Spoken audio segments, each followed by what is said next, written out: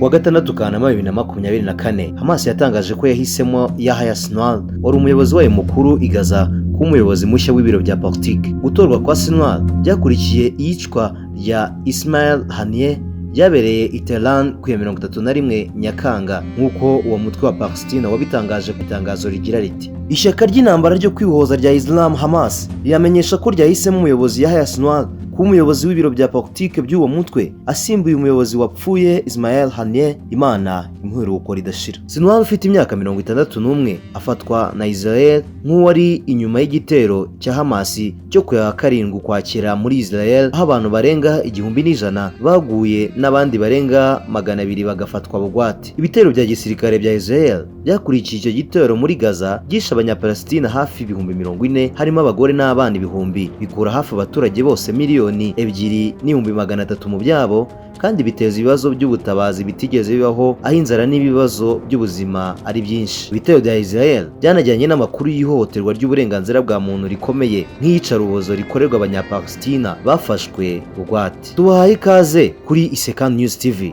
aho tugiye kubavira imozi amateka ndetse n'ibigwi by'uyu muyobozi mushya wa Hamas Yahya Sinwar. Nge nitwa Jean-Claude Nihogoza. Yahya Sinwar, izina rizwi mu rugamba rwo kwibohoza rwa Palestina ndetse n'umuyobozi w'ingenzi wa Hamas mu gace ka Gaza. Urugendo rwe kuva mu mujyi wa Khan Yunis kugeza ku buyobozi bw'umutwe umwe mu mitwe itavugwaho rumwe mu burasirazuba bwo hagati ni inkuru y'ubwitange, intambara na politiki ihambaye. Yahya Sinwar yavutse mu mwaka w'1962 mu karere kahuye n'ibibazo by'intambara ka Khan Yunis. Amashuri ye yisumbuye yayize muri Khan Yunis Secondary School for Boys, akomereza muri kaminuza ya Islam ya Gaza cyangwa se yitwa Islamic University of Gaza, aho yahawe impamyabumenyi y'icyiciro cya 2 mu nyigisho z'Icyarabu. Murumuna we ni Mohammed Sinwar, umuyobozi w'ingabo muri Hamas. Sinwar yakuriye mu bihe by'intambara ya Israel na Palestine. Akiri umusore yinjiye cyane mu rugamba rwo kwibohoza. Mu myaka y'1980 Sinwar afatanyije n'abandi bashinze Izz ad-Din al-Qassam Brigades, umutwe w'abasirikare ba Hamas. Ubuyobozi bwe n'icyerekezo bye byatumye uwo muryango uba umutwe ukomeye.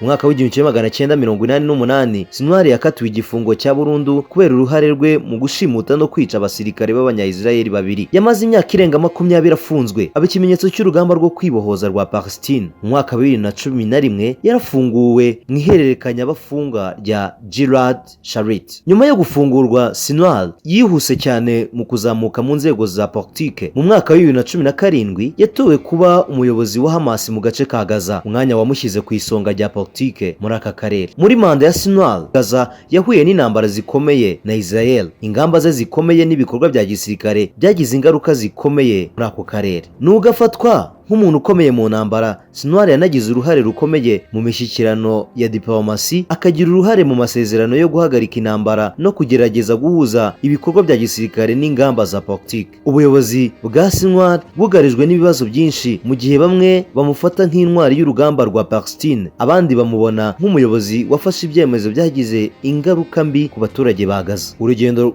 rwa Yahya Sinwar ni urugero rwerekana ihuriro ry'ibibazo by'intambara ya Israel na Palestine. Umurage we ukomeje kugira ingaruka ku hazaza ha Gaza n'akarere kagari ka politike mu burasirazuba bwo hagati. Israel Katz, minisitiri w'ububanyi n'amahanga wa Israel, yatangaje ku mbuga nkoranyambaga ze ati: ishyirwaho rya Yahya Sinwar nk'umukuru mushya wa Hamas asimbuye Ismail Haniyeh ni impamvu ikomeye yo kwirukana vuba no guhanagura uyu mutwe w'ubugizi bwa nabi ku isi. Ese ni irihe herezo ry'intambara iri hagati ya Palestina ndetse na Israel? Reka tubihange amaso. Nge nitwa Jean-Claude Nihogoza, mwakoze cyane kudukurikira.